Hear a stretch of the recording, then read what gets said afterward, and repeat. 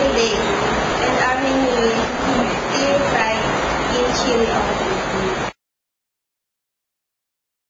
And the ingredients are chicken breast, dark soy sauce, peanut oil, lime juice, garlic, ginger, coconut milk, snake beans, sliced chilies, and lime juice. After heating the pan with the oil,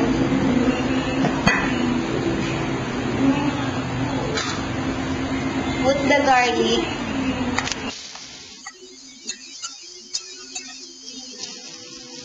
ginger,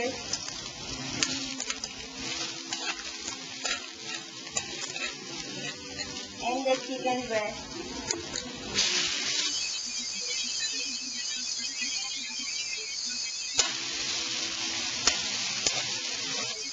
And then wait for 1 to 2 minutes. After 2 minutes, add the fish sauce, lime juice,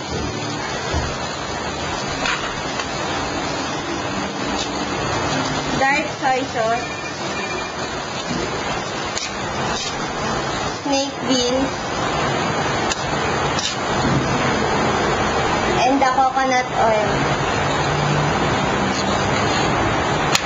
And then wait for 10 to 15 minutes.